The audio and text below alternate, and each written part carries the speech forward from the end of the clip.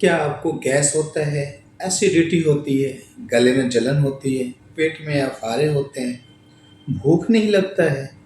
अगर आपको ये सारी दिक्कतें हो रही हैं, तो निश्चित रूप से आप एक गंभीर बीमारी की तरफ बढ़ रहे हैं।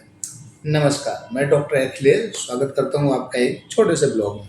तो दोस्तों, ये सारी चीज़ें गैस, एसिडिटी, गले में जलन, पेट में अफारे, ये सारी चीज़ें लक्षण होते हैं अग्निमांद के। अग्निमान का मतलब होता है हमारे पेट में जो अग्नि होती है, जो खाने को पचाने के लिए तत्व होते हैं, जिसको कि एलोपैथिक भाषा में हम बोल सकते हैं according to modern medicine enzymes, enzyme का लो सिक्रेशन, और आयुर्वेद के भाषा में बोलते हैं अग्निमान। यानी कि जो भी वहाँ खाने की पचाने वाली तत्वें होती हैं वो कम मात्रा में सीक्रेट होती हैं, जिसकी वजह से हमारा जो भोजन होता है वो अच्छे से पाचन नहीं होता है। जब भोजन का अच्छे से पाचन नहीं होता है तो आयुर्वेद अनुसार दो चीज़ बनता है। जब भोजन का पाचन होता है तो दो चीज़ होती है, एक सार और एक किट। सार का मतलब होता है उसका जो एंजाइमेटिक जूस निकलता है, सारे खाने के पाचन से जो भी मल्टीविटामिन मिनरल्स वगैरह ताकत की जो चीज़ें हैं वो निकलती हैं, वो सार भाग होता है। दूसरा होता है किट भाग। किट भाग क्या होता है? जो भी गंदगी होती है उससे जो मतलब कि किसी चीज़ को निचोड़ने के बाद जो गंदगी बनती है, रस अलग हो जाता है, गंदगी अलग हो जाती है, तो वो चीज़ जो होता है उसको बोलते हैं किट भाग, जो कि शरीर से सुबह और शाम को गंदगी के रूप में, मल के रूप में त्याग दिया जाता है। अब यहाँ बात आती है कि ये होता क्यों है? इसका सिंपल सा कारण होता है कि जब हम असंयमित भोजन करते हैं या हम ऐसी चीज़ों का सेवन लगातार करते हैं जो कि भोजन पचने में अनईजी होता है। लगातार मसालेदार भोजन करना, बाहर का खाना खाना, तली भुनी तीखी चीज़ें सेवन करना, हमेशा गरिष्ठ भोजन करना, गरिष्ठ में से जैसे उड़द, छोले, चावल, ऐसे चीज़ों का भोजन में समायोजन करना, ये सारी चीज़ें क्या होती है, एक समय तक तो लीवर उसको पाचन के लिए एंजाइम देता है। कुछ समय अंतराल क्या होता है कि हमारे जो लीवर होता है वो भी धीरे धीरे सिक्रेशन कम कर देता है। जब ऐसा होता है तो उसके लक्षण मिलते हैं गैस होना, एसिडिटी होना, पेट में अफारे होना, भूख का न लगना, सर में दर्द होना, अनिद्रा, बेचैनी, ये सारे लक्षण दिखाई देते हैं। तो इसका एक सिंपल सी कारण होता है कि खाने का पाचन न होना। अब समस्या है खाने का पाचन न होना, अग्नि का मंद होना। इसका सॉल्यूशन क्या है?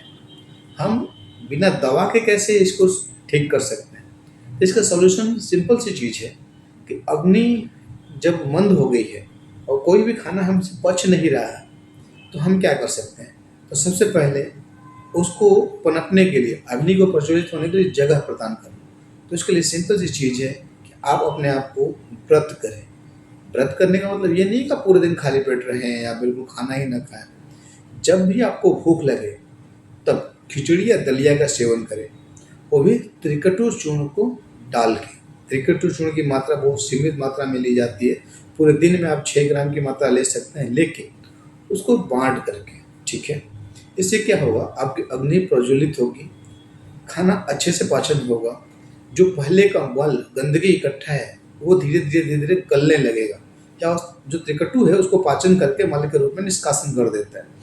आंतें साफ हो जाएगी, शरीर में एनर्जी फील होने लगेगी, और जो गैस एसिडिटी है वो धीरे धीरे आपको कम होने लगेगा।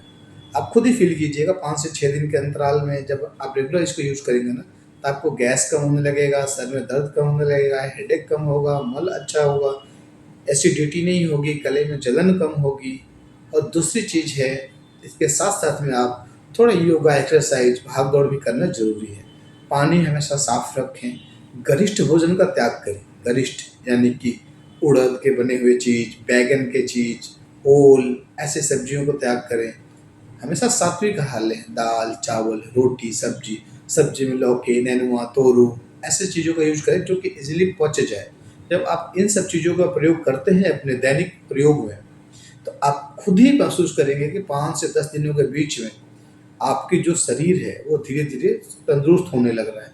आपको खुद ही महसूस होगा कि हाँ, मुझे भूख परफेक्टली लग रही है, अच्छे से लग रही है, और हमारा जो गैस है वो भी कम बन रहा है, एसिडिटी भी कम हो रही है, गले में जलन भी कम हो रही है, और बॉडी में है स्फूर्ति नेक्स्ट 15 दिन में आपको अद्भुत दिखाई देगी। और न दिखाई दे तो कमेंट में ज़रूर बताइएगा कि नहीं, आपने गलत बोला है। तो ये चीज़ गलत नहीं है, ये आयुर्वेद की देन है। और ये बिल्कुल फ्री ऑफ कॉस्ट एडवाइस है आपको। ये चीज़ आप घर पे भी त्रिकटु चूर्ण की मात्रा ले सकते हैं, अप्लाई कर सकते हैं। लेकिन हाँ, कोई भी दवा शुरू करने से पहले किसी अगर आयुर्वेदिक दवा शुरू कर रहे हैं तो किसी वैद्य से सलाह लें जो उसको कि अच्छे से नॉलेज हो आयुर्वेद के बारे में। एलोपैथिक शुरू कर रहे हैं तो एलोपैथिक डॉक्टर को भी दिखा सकते हैं।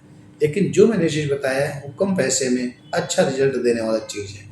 तो ऐसे ही अन्य वीडियो चाहिए तब कमेंट सेक्शन में बता सकते हैं आपको कैसी वीडियो चाहिए। अगर और भी कोई टॉपिक आपको पता हो तो वो भी हमें बता सकते हैं, नहीं तो हम रोज़ एक एक टॉपिक पे आपको वीडियो देते रहेंगे। तो मिलते हैं आपसे अगले वीडियो में, तब तक के लिए नमस्कार।